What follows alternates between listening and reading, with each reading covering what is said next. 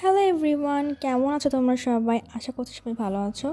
আজকে আমি বানাবো একটা মাশরুম গার্ডেন।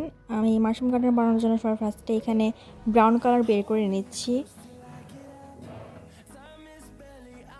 এই ব্রাউন কালারটা বের করার পরে আমি খুব সুন্দর করে মথে নেব। মথে নেওয়ার পর এটা আমি হাতের সাহায্যে রাউন্ড করে দেন একটা ফ্ল্যাট জিনিসের সাহায্যে এটাকে প্রেস করে নিব।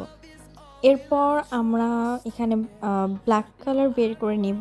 ব্ল্যাক অ্যান্ড হোয়াইট কালার একসাথে মিশিয়ে আমরা একটা পাথরের কালার আনবো।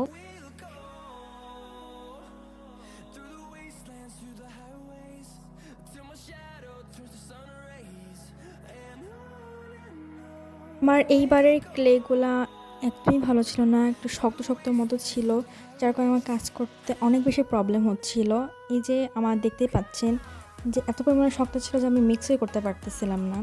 যাই হোক, যেভাবেই হোক আমি পানি মিশিয়ে, গরম পানি মিশিয়ে করছিলাম, তাহলে একটু নরম হচ্ছিল। এরপর আমরা পাথরের শেপে করে নিব।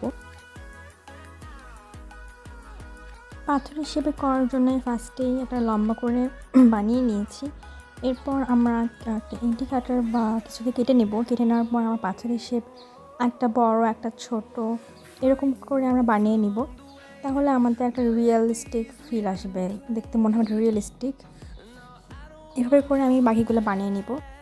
এরপর আমরা এটা লাগিয়ে দিচ্ছি।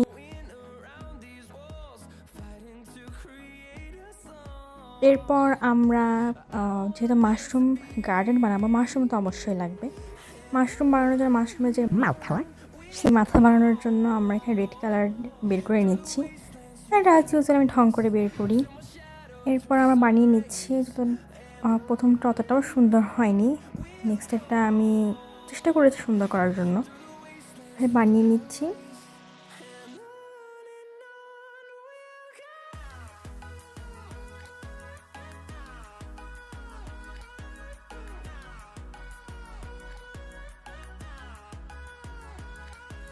সেম প্রসেসে সবগুলো মাশরুম বানিয়ে নিয়েছি। এখানে আমি মোট 4টি মাশরুম বানিয়েছি।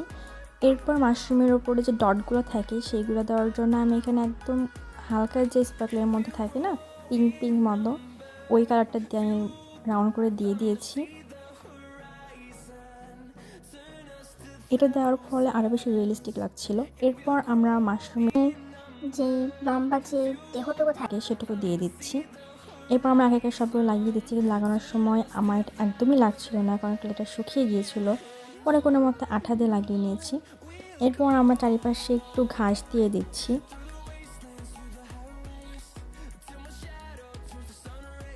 এভাবে তৈরি হয়ে গেল আমাদের সুন্দর একটি মাশরুম গার্ডেন।